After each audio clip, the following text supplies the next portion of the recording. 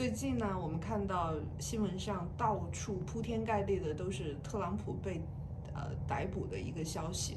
那这个消息呢，从我们美国律师的角度来看是否准确呢？我们今天又请来了 Michael 和大家一起来分享一下最新的关于特朗普的一些信息。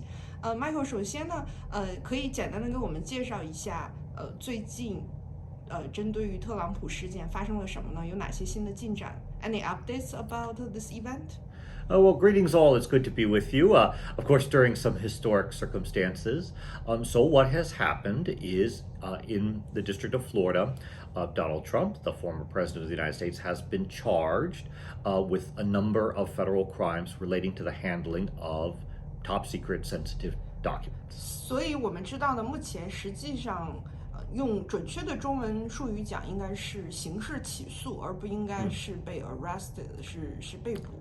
So there's a little bit of a distinction on this in American criminal procedure.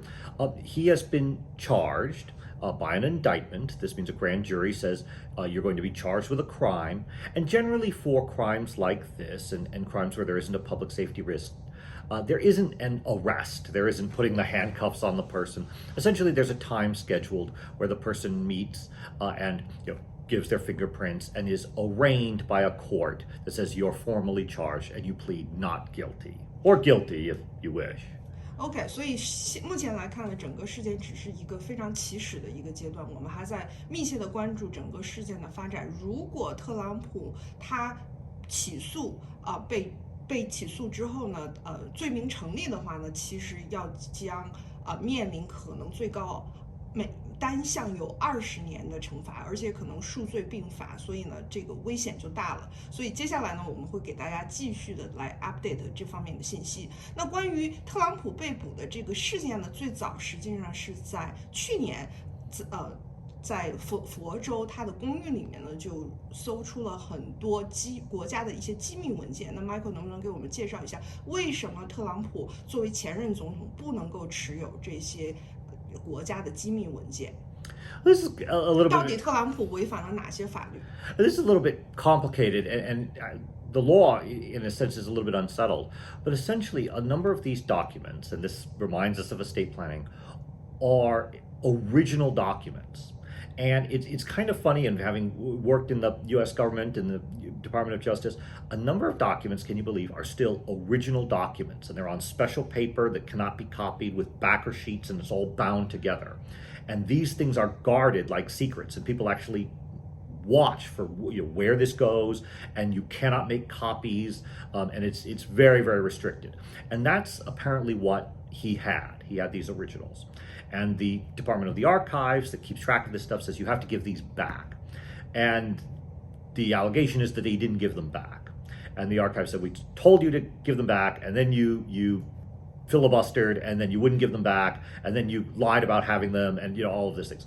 He's not charged directly with having these things, because it's not necessarily a crime to have them if you're a former president.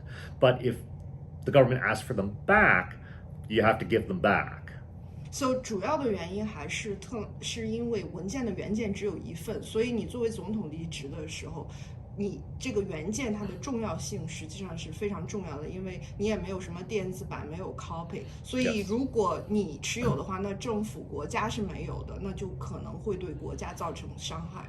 那所以呢，由此这个就联想到了我们给客户做的遗产信托文件也是只有一份原件，只有一份。那 Michael 能不能 share 一下这个作为原件的重要性？ This is, again, we're not criminal law practitioners, but this made us think, because this case is about handling documents. And where are the documents, and are they in the appropriate place with the appropriate people looking at them at the appropriate time and the appropriate controls over the documents? And that's what we deal with all the time, because when we do wills, trusts, power of attorney, healthcare directives, all those things, there's an issue of, I want this document secret, in my possession, in my control, but then at the same time, it has to instantly, as soon as something happens to me, be in the hands and possession and control of somebody else immediately at that moment. And I may not want the person who's supposed to take over this to have this before that moment happens.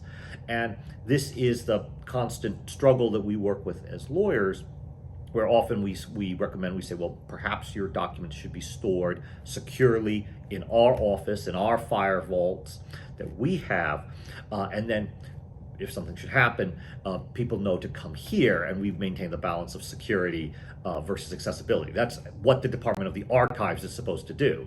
You have the president, the current president, the former president, and Department of Archives that says, well, we are the hub of all the documents. We know where all the documents are. We know who has access, who has originals, where they go, and they're the hub of the wheel. So essentially, we try to mirror something like that. 所以遗产信托文件除了呢要做得非常好之外，其实文件的保存以及如果事件发生了之后，如何能够及时的拿到文件也是非常非常重要的。And this is an interesting thing. I often get questions of clients. They say, well, why are the originals important? Everything's scanned, everything's electronic. Well, the issue is this, is that there's a tradition to estate planning documents that these are generally done in paper.